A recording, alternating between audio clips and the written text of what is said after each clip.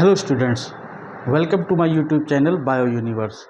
आज का जो टॉपिक है, आज के टॉपिक ह्यूमन रिप्रोडक्शन में स्पर्मेटोजेनेसिस। आज हम स्पर्मेटोजेनेसिस के बारे में देखेंगे।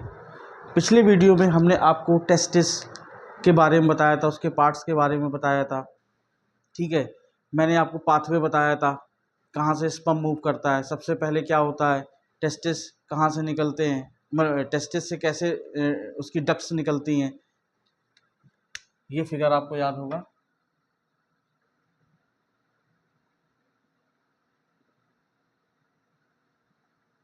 ये मान लीजिए क्या है, ये टेस्टिस है। टेस्टिस से फिर मैंने बताया था ये आपका एपिडिडाइमिस है। फिर वास डिफरेंस, वास डिफरेंस के बाद फिर ऐसे जाता है, फिर एब्डोमेन में जाती है। ये पहली होती है जो एब्डोमेन में जाती है, टेस्टिस से निकलने वाली डक्ट जो पहली जो एब्डोमेन में जाती है। वास डिफरेंस के बाद फिर क्या हुआ, वास डिफरेंस फिर सेमिनल वेसिकल्स, सेमिनल वेसिकल्स के बाद एजैकुलेटरी डक्ट, फिर क्या यूरेथ्रा, यूरिनरी ब्लैडर, ऐसे पहुंचते हुए पूरा हमने बताया था पाथवे आपको। आज जो हम बताने वाले हैं, आज हम आपको स्पर्मेटोजेनेसिस, आज का टॉपिक जो है वो है स्पर्मेटोजेनेसिस। स्पर्मेटोजेनेसिस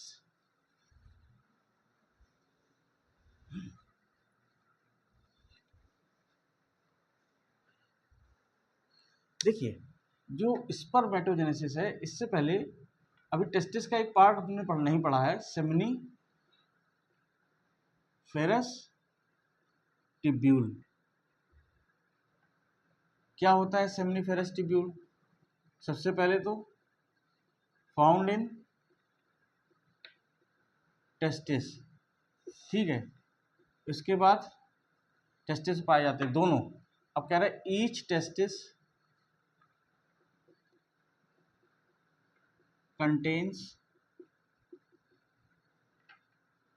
लगभग 200 टू 250 क्या टेस्टिकुलर लोब्यूल्स होते हैं। ईच टेस्टिस कंटेन 200 से 250 क्या होते हैं, टेस्टिकुलर लोब्यूल्स होते हैं। हमने बताया था कि यही टेस्टिकुलर लोब्यूल्स क्या करते हैं, ठीक है। इसके अंदर फिर क्या होता है, सेमनीफेरस टिब्यूल। अब each testis contain testicular lobule and each testicular lobule contains 1 to 3 क्या seminiferous tubules। अब ये seminiferous tubule क्या होते हैं? seminiferous tubule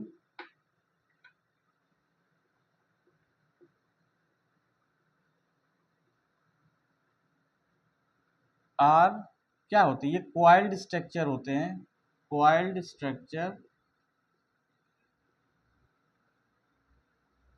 structure formed by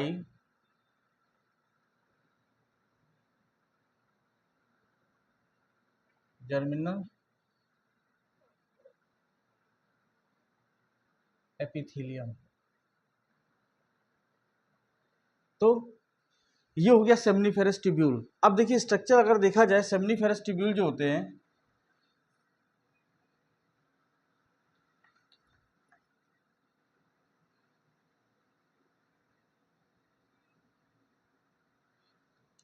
इसमें से इस तरह से ये स्ट्रक्चर होता है सेमनीफेरस ट्यूब्यूल का। इसका मैंने टीएस काट लिया है ये, ठीक। ये मान लीजिए ये क्या था, ये एक सेमनीफेरस ट्यूब्यूल है मान लीजिए, ठीक। अब इसका मैं एक टीएस काट लेता हूँ, ठीक है। ये क्या है, ये टीएस है, इसका transverse section, TS of ST मतलब सेमनीफेरस ट्यूब्यूल। अब देखिए ये जो है, इसमें कुछ कुछ इस तरह से ये सेल्स होती है, ट्रायंगुलर सेल्स होती हैं ये, इनके अंदर ये सेमनीफेरस ये ट्रायंगुलर सेल्स होती हैं। अब ये ट्रायंगुलर सेल्स के साथ ये सेल भी होती हैं, ये स्मॉलर सेल्स होती हैं, ये स्मॉलर सेल्स। ये जो स्मॉलर सेल्स होती हैं, स्मॉलर सेल्स, इनको हम बोलते हैं जर्म सेल्स। ये कौन सी सेल होती है? Germ cell. एंड जो ट्रायंगुलर सेल्स होती हैं, ये ट्रायंगुलर सेल्स जो होती हैं, इनको बोलते हैं ट्रायंगुलर सेल्स या लार्ज सेल्स, बड़ी सेल्स। मैंने ट्रायंगुलर सेल लिखा है, इनको बोलते हैं सर्टोली सेल्स। बीच में ये भी इस तरह से, ये तीनों स्ट्रक्चर होते हैं ऐसे ही, ये स्ट्रक्चर होते हैं। यहां पर बीच में जो ये इंटरस्टिशियल स्पेस होता है, ये क्या होता है? ये इंटरस्टिशियल स्पेस है। ये बीच में क्या है? इंटरस्टिशियल स्पेस होता है। अब इस यहीं पे बीच में जहां भी इंटरस्टिशियल स्पेस होता है, ये सेल्स पाई जाती हैं, ये कुछ सेल्स पाई जाती हैं। इन सेल्स को हम लोग क्या बोलते हैं? इन सेल्स को बोलते हैं इंटरस्टिशियल सेल। इंटरस्टिशियल सेल्स बोलते हैं। अब देखिए जो ये अब ये सेल्स है सेमिनिफेरस ट्यूब्यूल्स की, अब क्या फंक्शन परफॉर्म करेंगे ये? भाई जो ये स्मॉलर सेल है, ये जर्म सेल है, ये क्या करेंगी? ये स्पर्मेटोजेनेसिस करेंगी। ट्रायंगुलर सेल्स जो सर्टोली सेल है, ये क्या करेंगे? जो डेवलपिंग स्पर्म है, जो स्पर्म मतलब अंदर डेवलप हो रहा है, उसको नरिशमेंट प्रोवाइड करेंगी। और भी काम होते हैं, ये रिलैक्सिन और इनेबिन हार्मोन का भी सिक्रीशन करते हैं। उसके बाद ये इंटरस्टिशियल स्पेस जो होता है बीच में, यहाँ पे ये इंटरस्टिशियल सेल्स पाए जाते हैं। इंटरस्टिशियल सेल्स को और हम क्या कहते हैं? इंटरस्टिशियल सेल्स को सेल्स ऑफ लेडिक सेल्स भी कहते हैं। इंटरस्टिशियल सेल को लेडिक सेल भी कहते हैं। और लेडिक सेल, अब ये क्या करते हैं? लेडिक सेल ये क्या करते हैं? ये यहां पर क्या रिलीज करते हैं? Release testosterone hormone, testosterone. ठीक, तो this is about seminiferous tubules. ठीक, सेमिनिफेरस ट्यूब्यूल्स। स्मॉलर सेल, इसका फंक्शन क्या होता है? स्पर्मेटोजेनेसिस। ये क्या कराता है? ये स्पर्मेटोजेनेसिस। स्पर्मेटोजेनेसिस। सर्टोली सेल क्या करता है? प्रोवाइड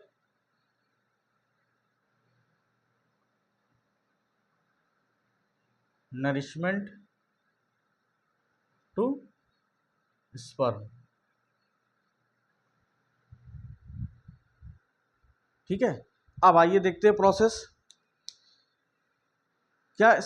अब प्रोसेस देखते हैं स्पर्मेटोजेनेसिस की, प्रोसेस कैसे होती है। नोट कर लीजिए, स्क्रीनशॉट ले लीजिए आप लोग।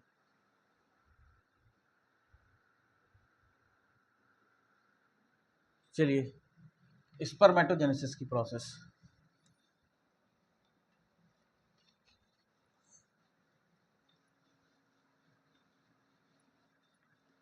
क्या होता है स्पर्मेटोजेनेसिस? स्पर्मेटोजेनेसिस का मतलब होता है फॉर्मेशन ऑफ स्पर्म या production of sperm. Formation of sperm is called spermatogenesis. Spermatogenesis, spermatogenesis, spermatogenesis.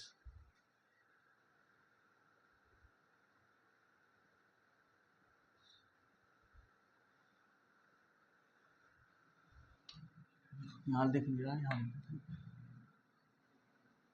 Spermatogenesis. देखिए सबसे पहली बात, पहला point,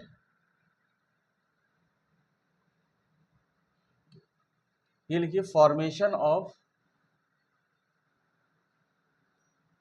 sperm is called as spermatogenesis। अब स्पर्मेटोजेनेसिस की जो प्रोसेस होती है आपने पहले भी पढ़ी होगी। ठीक है, अगर आप 12th में हैं तो शायद पहली बार पढ़ा रहे होंगे। अगर आप नीट वगैरह की तैयारी कर रहे हैं तो आपने इसके बारे में पढ़ा होगा। मैं जो बता रहा हूँ, ठीक है, मैंने भी कहीं से पढ़ा है। ठीक है, इसको थोड़ा सा ये थोड़ा सा टफ पड़ता है, टफ नहीं होता, थोड़ा सा समझने की बात है इस पर। अगर आप समझ गए तो ठीक है, तो आप हमेशा, जैसे मैं बता रहा हूँ, मैं इसको बहुत सिंपल वे में समझाने की कोशिश करता हूँ। चलिए देखिए, आपको अभी हमने बताया ये एक मैंने सेमनीफेरस टेबल का जब टीएस काटा तो ये होती है जर्म सेल, ठीक है। ये क्या है, ये हम यहां पे निकाल ले रहे हैं, ये है जर्म सेल। तो जर्म सेल कितनी होती है, 2n, ठीक। अब ये जर्म सेल से ही कहानी शुरू होने वाली है। सबसे पहले चीज, स्पर्मेटोजेनेसिस की जो प्रोसेस होती है, स्पर्मेटोजेनेसिस की जो प्रोसेस होती है वो 2 स्टेप्स में पूरी होती है। 2 स्टेप, अगर इसमें पहला स्टेप देखा जाए, स्पर्मेटोजेनेसिस की पहला स्टेप देखा जाए, पहला स्टेप को हम बोलते हैं स्पर्मेटोसाइटोजेनेसिस। स्पर्मेटोसाइटोजेनेसिस में क्या होता है कि जो जर्म सेल होता है, जर्म सेल, जर्म सेल से आपका क्या बनता है, स्पर्मेटिड तक। मतलब जर्म सेल क्या है, यहाँ 2n है, डिप्लॉयड है, और ये स्पर्मेटिक तक बनने की प्रोसेस क्या कहते हैं, स्पर्मेटोसाइटोजेनेसिस। ये स्टेप क्या हुआ, स्पर्मेटोसाइटोजेनेसिस। वहीं जो दूसरा स्टेप होता है उसको बोलते हैं स्पर्मिएशन। स्पर्मिएशन में क्या होता है कि जो आपका स्पर्मेटिड होता है, स्पर्मेटिड में का मेटामॉर्फोसिस होता है।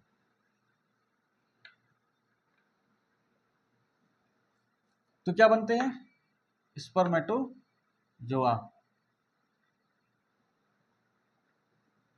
या और स्पर्म, स्पर्मेटोजोआ या स्पर्म। इससे फिर क्या बना, स्पर्म। तो इसको क्या बोलते हैं, स्पर्मिएशन। तो ये 2 स्टेप्स में स्पर्मेटोजेनेसिस की प्रोसेस कंप्लीट होती है। अब देखिए, अब स्पर्मेटोसाइटोजेनेसिस से स्पर्मेटिड बनना, स्पर्मेटिड से फिर स्पर्मेटोजोआ बनना, ठीक है। अब इसमें क्या हुआ, धीरे धीरे जो सेल रही होगी, ठीक है, उसमें भी चेंजेस आए होंगे। अब जैसे फेजेस क्या होते हैं देख लीजिए,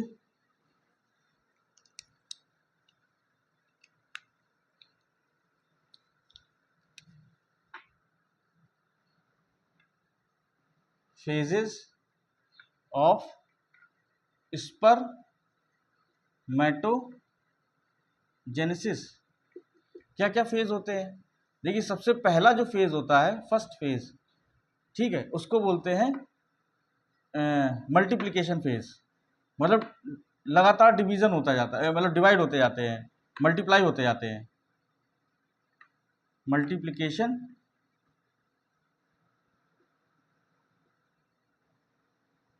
फेज।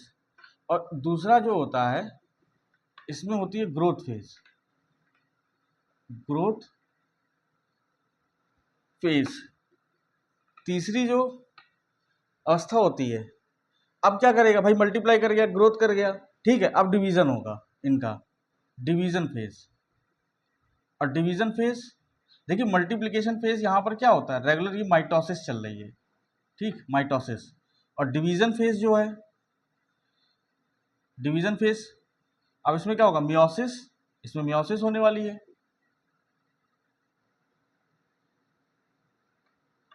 मियोसिस 1, उसके बाद मियोसिस 2। ये पूरी आपकी कंप्लीट प्रोसेस होने वाली है स्पर्मेटोजेनेसिस की। अभी बताएंगे कैसे सेल कैसे सेल आगे चल के डिवाइड हो रहा है, कैसे माइटोसिस हो रही, कैसे मियोसिस हो रही, क्या बन रहा है बीच बीच में। तो ये इतनी प्रोसेस क्या हुई समझने की, ऊपर ऊपर ये इसकी एक समरी टाइप की मैंने बता दी कि पहले ये होता है, फिर ये होता है, फिर उसके ये फेज चलते हैं बीच बीच में। मतलब इन यहाँ से यहाँ तक की प्रोसेस चलने में ये 3 चीज होती है, पहले मल्टीप्लीकेशन फेज होगा, फिर ग्रोथ फेज होगी, डिवीजन फेज होगा। अभी बताते हैं, नेक्स्ट स्लाइड में बताते हैं इसके बारे में।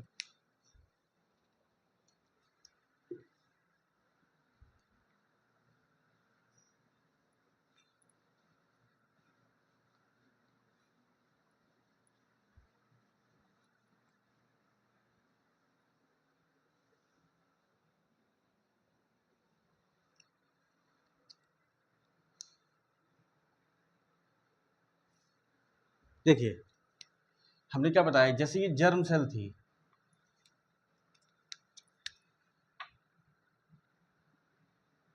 जर्म सेल, ये 2n थी,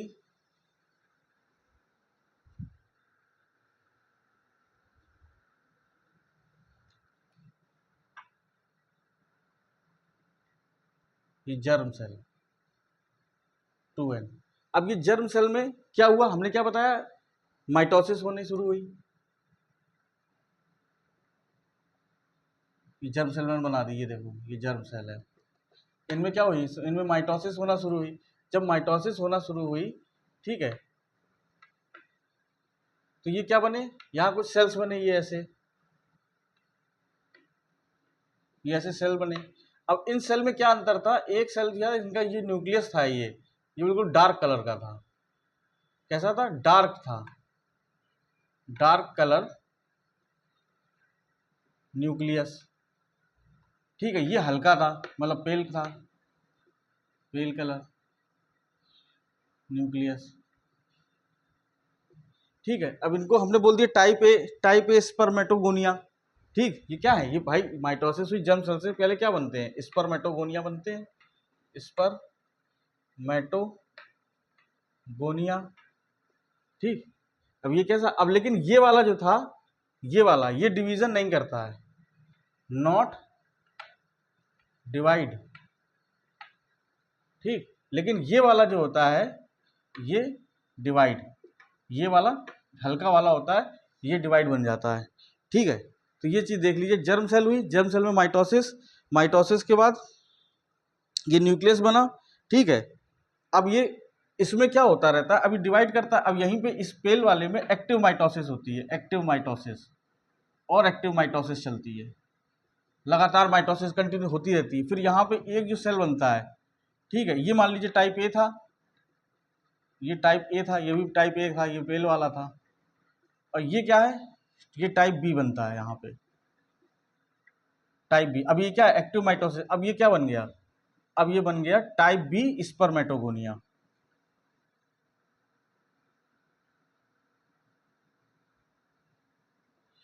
टाइप बी स्पर्मेटोगोनिया। देखिए यहां तक देख लीजिए, एक बार फिर समझा देते हैं।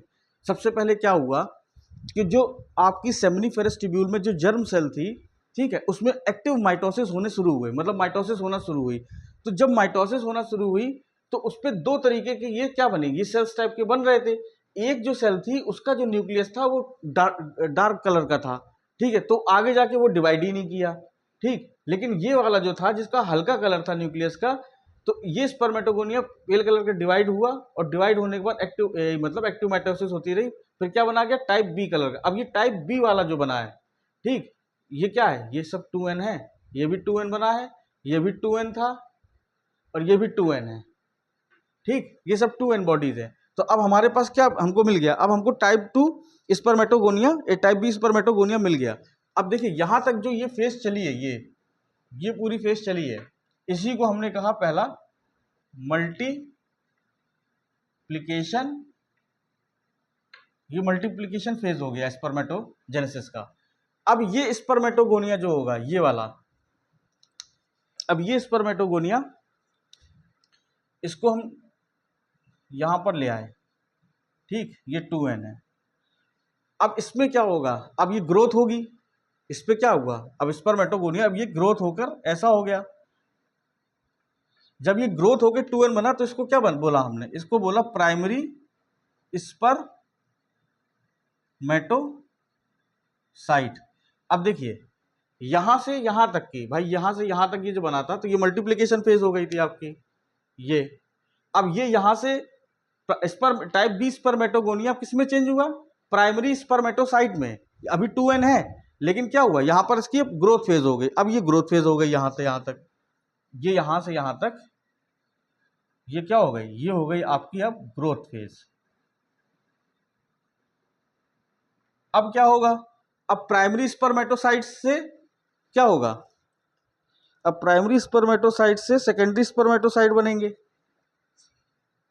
यहां तक समझ में आया, अब चलिए आगे देखते हैं।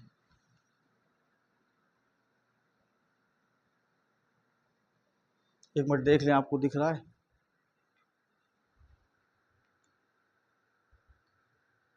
ठीक है, अब देखिए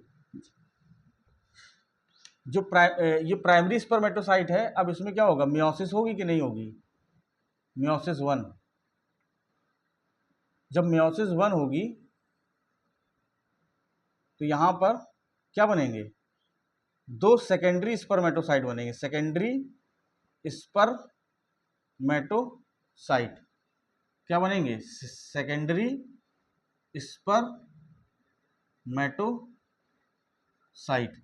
ये भी कैसा है, ये अब ये देखो, ये था 2n, भाई कहाँ गया, ये 2n था, अब ये क्या बनेंगे, ये सेकेंडरी स्पर्मेटोसाइट कैसे हैं, ये n। ठीक, ये याद रखिएगा, सेकेंडरी स्पर्मेटोसाइट कैसे होंगे, ये n होंगे।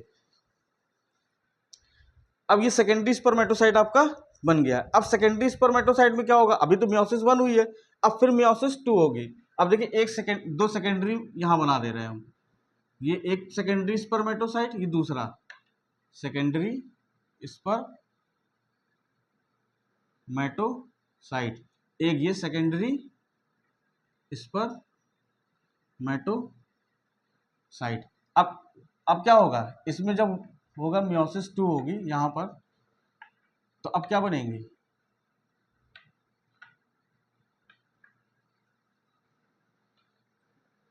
4 क्या बनेंगे, 4 स्पर्मेटिड, ये भी n है, स्पर्मेटिड, स्पर्मेटिड, स्पर्मेटिड, ये क्या बन गया, स्पर्मेटिड, ये भी n, ये भी n, ये भी n। अब इनसे इनकी जब मेटामॉर्फोसिस हो जाएगी तो हमारे पास क्या बन जाएगा, स्पर्मेटोजोआ। ये बन गया आपके 4 स्पर्मेटोजोआ। तो दिस इज कंप्लीट। अब ये स्टेप क्या हुआ भाई, यहां पर क्या हुआ, ये आपका डिवीजन फेज हो गया। अब ये ग्रोथ फेज, देखिए पहला मल्टीप्लिकेशन ये हो गया, ये ग्रोथ फेज हो गया यहां से यहां तक। अब यहां से लेकर ये और ये कंप्लीट, ये क्या हो गया आपका सॉरी, डिवीजन फेज। ठीक, देख लीजिए इसको एक बार कंप्लीट, एक बार शुरू से फिर कंप्लीट को देखते हैं। हमारे पास जर्म सेल थी, हमारे पास जर्म सेल थी, जर्म सेल में माइटोसिस हुई, माइटोसिस होने के बाद 2 तरीके की, इस तरह की स्पर्मेटोगोनिया, बहुत तरीके के स्पर्मेटोगोनिया फॉर्म हो रहे थे, लेकिन मैं सिर्फ 2 तरीके के देख रहा हूँ कि एक बन रहा था टाइप ए तरह का जिसमें डार्क न्यूक्लियस था, एक था टाइप ए जिसमें पेल न्यूक्लियस था। पेल वाला डिवाइड किया, डार्क वाला डिवाइड नहीं किया। जब ये डिवाइड करते रहे तब यहाँ पर क्या बना, मल्टीप्लाई करते रहे, क्या बना, मल्टीप्लाई कर करके ये स्पर्मेटोगोनिया बन गया। अब ये मल्टीप्लीकेशन फेज यहाँ से यहाँ तक चला। अब स्पर्मेटोगोनिया किसमें चला गया, ग्रोथ फेज में। अब अभी इसकी ग्रोथ होगी, जब ये ग्रोथ कर जाता है तो बनाता है सेकेंडरी प्राइमरी स्पर्मेटोसाइट्स। अब ये प्राइमरी स्पर्मेटोसाइट्स में क्या डिवीजन होता है, डिवीजन, अब यहाँ पे ग्रोथ फेज एंड हो जाती है, डिवीजन फेज स्टार्ट हो जाता है। अब प्राइमरी स्पर्मेटोसाइट्स में मियोसिस 1 होती है तो क्या बनते हैं, सेकेंडरी स्पर्मेटोसाइट, 2 सेकेंडरी स्पर्मेटोसाइट बनते हैं, 2, ये याद रखिएगा 2 बनते हैं, एक 2, एक मतलब एक स्पर्मेटोसाइट 2 को बनाता है। अभी कभी आपसे क्वेश्चन पूछ लेता है कि एक अगर आपके पास 50 प्राइमरी स्पर्मेटोसाइट्स है तो कितने सेकेंडरी स्पर्मेटोसाइट्स बनेंगे, ठीक है, तो इस तरह क्वेश्चन पूछते हैं। अब ये वाला देखो, अब सेकेंडरी स्पर्मेटोसाइट्स में क्या हुआ, अब इसमें जब मियोसिस 2 हुई, यहाँ पर रिडक्शनल डिवीजन 2, रिडक्शनल डिवीजन 2 हुआ, तो क्या हुआ, सेकेंडरी स्पर्मेटोसाइट से स्पर्मेटिड्स का बने, स्पर्मेटिड्स के बाद क्या हुआ, मेटामॉर्फोसिस हुई यहाँ पे, तो ये क्या बन गया, स्पर्मेटोजोआ या स्पर्म बन गया आपका। ठीक है, तो ये रहा आपका spermatogenesis.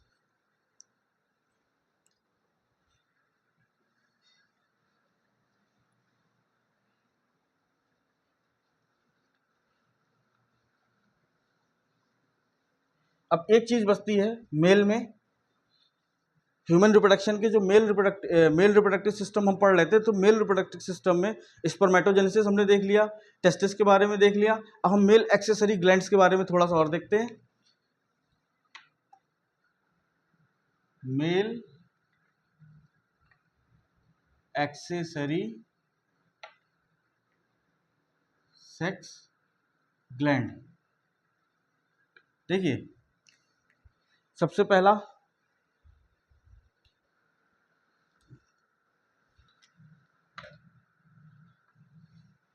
Mail accessory sex gland, ठीक है। सबसे पहले आपने नाम सुना होगा, अभी हम बात कर रहे हैं वो आपको बताया है पिछले वीडियो में, सेमिनल वेसिकल्स।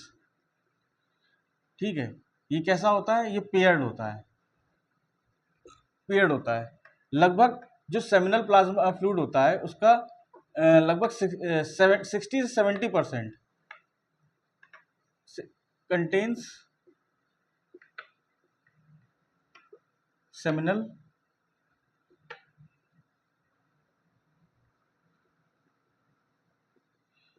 फ्लूइड। ठीक है, और ये जो होता है ये it is homologous to female uterus. जो फीमेल की यूट्रस वाला पार्ट होता है, वोम्ब जिसको बोलते हैं, ये होमोलोगस होता है किसके, फीमेल यूट्रस का। होमोलोगस का मतलब क्या होता है, होमोलोगस एनालोगस ऑर्गन आपने 11th में इवोल्यूशन में पढ़े होंगे। ठीक है, तो ये होमोलोगस टू फीमेल यूट्रस में होके होता है। तीसरा चीज, इस फ्लूइड में क्या है, this plasma fluid contains, it contains calcium, prostaglandins. Prostaglandins क्या होता है, ये भी एक तरीके के स्टेरॉइड्स है। ठीक है, और कैल्शियम होता है, प्रोस्टाग्लैंडिन्स और फ्रक्टोज, वेरी इंपॉर्टेंट, फ्रक्टोज पाया जाता है। इसको एनर्जी कहाँ से मिलती है, स्पर्म को एनर्जी कहाँ से मिलती है, फ्रक्टोज से मिलती है। ठीक है, जितनी भी सेल्स होती हैं बॉडी की उनको सब एनर्जी ग्लूकोज देता है, लेकिन स्पर्म एक हमारा ऐसा सेल बनता है, ठीक, तो वहाँ पर एनर्जी देने का काम फ्रक्टोज करता है। ठीक है, तो ये हो गया आपका पहला सेमिनल वेसिकल्स, ये पेयर्ड होता है। दूसरा आपका होता है प्रोस्टेट ग्लैंड।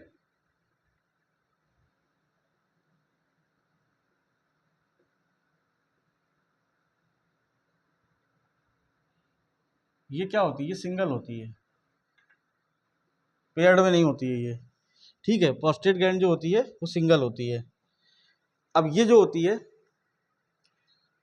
20 से 25% कंट्रीब्यूट करती है, contain seminal fluid, contribute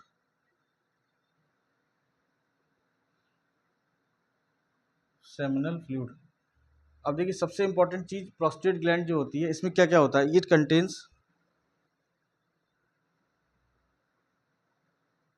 contains citric acid, citric acid होता है, और फाइब्रिनोजन भी पाया जाता है, और एक शायद एक चीज और भी होती है, फाइब्रिनोलाइसिस भी होती है, फाइब्रिनोलाइसिन। देखिए जो ये स्पर्म जाता है, ये जो क्लॉट बनाने के लिए यूज में होता है। ठीक है, तो क्लॉट बनाने के लिए क्या है, फाइब्रिनोजिन वगैरह ये सब पाया जाता है, तभी ये यूरिन में जाके वहाँ क्लॉट बना देता है। ठीक, और ये कैसा होता है, ये स्लाइटली एसिडिक होता है, स्लाइटली एसिडिक। ये कैसा होता है, ये एल्कलाइन होता है, ये ऊपर वाला ये एल्कलाइन, देख लीजिए इसको।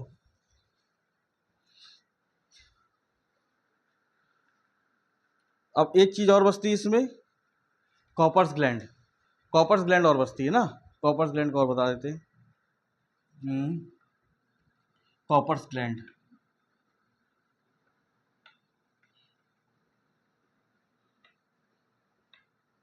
देखिए कॉपर्स ग्लैंड कैसी होती है, सबसे पहली चीज तो ये भी पेयर्ड होती है। ठीक है, जब ड्यूरिंग सेक्स स्टिमुलेशन, जब सेक्स स्टिमुलेशन की अवस्था आती है, तो ठीक है, तो उस समय ये सिक्रीशंस करता है कॉपर्स ग्लैंड, तो उस समय क्या करता है, स्टिमुलेट करता है, उत्तेजित हो जाता है। ठीक, तो उसमें क्या लिख सकते हैं, सब देखो ड्यूरिंग लिख लीजिए इसमें, during sexual stimulation this gland active first. ठीक, और लिख देते सिक्रीट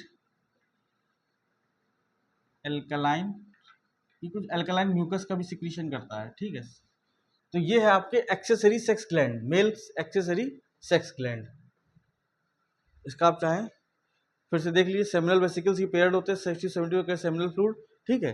तो ये आपके मेल एक्सिस है। अब आपका ये पूरा फिनिश होता है स्पर्मेटोजेनेसिस। अब नेक्स्ट वीडियो में हम oogenesis और फीमेल रिप्रोडक्टिव ऑर्गन के बारे में बात करेंगे, ठीक है। फिर ये चैप्टर वहाँ पर ख़त्म हो जाएगा। तो तब तक के लिए आप पढ़ते रहिए, स्वस्थ रहिए और अपना ख्याल रखिए। जय हिंद, जय भारत।